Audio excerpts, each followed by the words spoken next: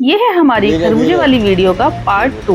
जैसा कि मैंने आपको पार्ट 1 में बताया था कि मैं इसका पार्ट 2 भी बनाऊंगी और उसमें मैं आपको बताऊंगी कि हम किस तरह से खरबूजे के जो बीज हैं उनको अच्छे से साफ कर सकते हैं बिना हाथ लगाए। मैं बीजों को साफ करके दिखाऊंगी आपको और उनको सुखा के फिर उनको क्या करूंगी, छील के भी मैं आपको दिखाऊंगी किस तरह से उनको साफ करना होता है।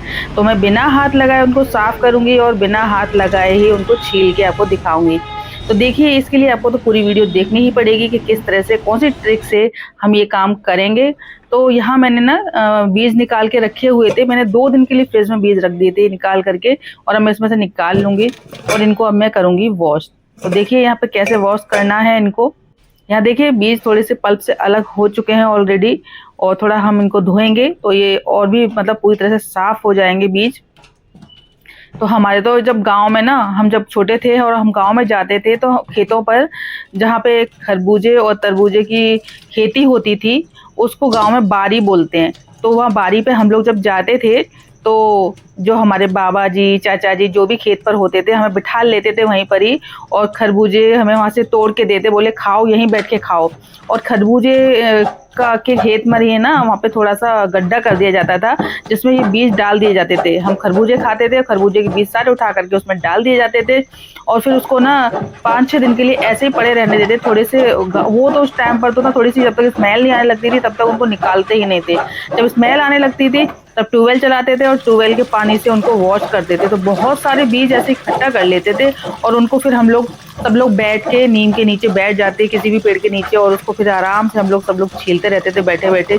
तो उस टाइम तो हम चिमटी होती थी उसकी हेल्प से छीलते थे, या फिर हम झाड़ू की सीख ले लेते थे उससे छीलते थे। वहाँ बड़ा मजा आता था, सब लोग इकट्ठे हो जाते थे और गप्पे लड़ाते हुए ये सब काम करते थे। ना गर्मी फील होती थी ना कुछ भी फील होता था।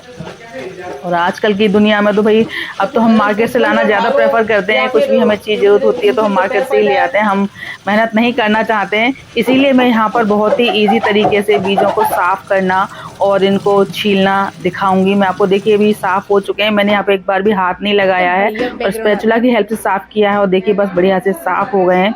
तो ऐसे ही आप अपने बीजों को आराम से साफ़ कर सकते हैं।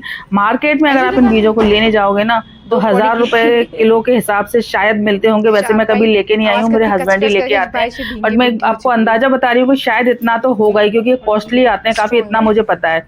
तो हम मोस्टली ये कब लेते हैं, जब जन्माष्टमी होती है ना, कृष्ण भगवान का जब जन्मदिन होता है तब उस दिन हम लोग पाग वगैरह बनाते हैं तो उसमें इसका यूज़ करते हैं हम, तब हम ज़्यादा लेके आते हैं। फिलहाल मुझे तो जिसकी ज़रूरत पड़ती ही रहती है, तो इस बार मैंने सोचा कि चलो मैं इस बार घर पर ही इनको साफ़ करती हूँ, क्योंकि मार्केट से आप कितना परचेज करोगे। तो इसीलिए मैंने यहाँ पे इनको इकट्ठा कर लिया और अच्छे से इनको वॉश कर लिया है।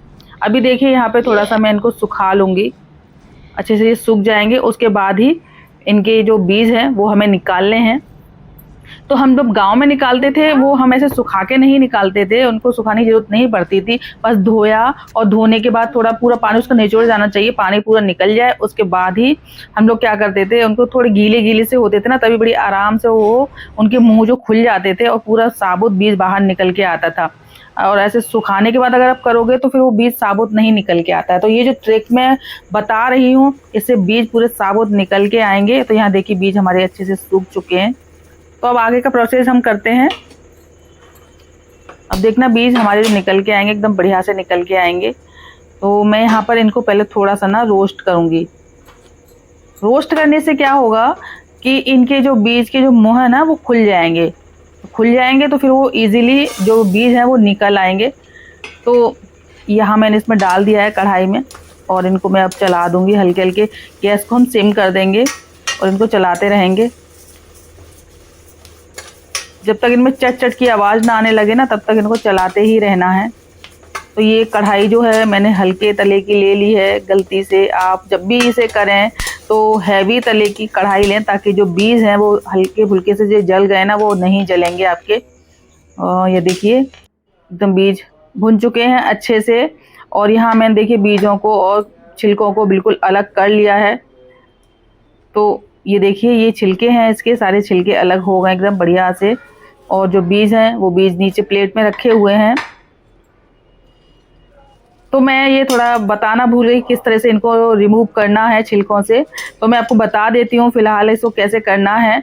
तो जब हम बीजों को निकालेंगे प्लेट में तब वो बीज गर्म होंगे तो थोड़ा सा ठंडा होने दें उनको, और ठंडा होने के बाद ना फिर ऐसे छिलकों को ऐसे रगड़ दें अच्छे से, हाथों से इस तरह से रगड़ें इनको, और रगड़ने के बाद फिर इनको जो बीज जो है वो अलग हो जाएंगे छिलके से, और फिर उसको ऐसे फटक दें जैसे आप चावल वगैरह फटकते हैं उस तरह से। तो ये छिलके सारे अलग निकल जाएंगे और बीज जो है वो अलग निकल जाएंगे। तो आपको इस तरह के बीज आपको मिल जाएंगे बढ़िया से। तो आप इस तरीके से ये बीज छिलकों से बिल्कुल अलग कर सकते हैं और बहुत आसानी से आप हज़ारों रुपए अपने घर पर बचा सकते हैं। तो नेक्स्ट टाइम इसको ट्राई कीजिए। Thanks for watching.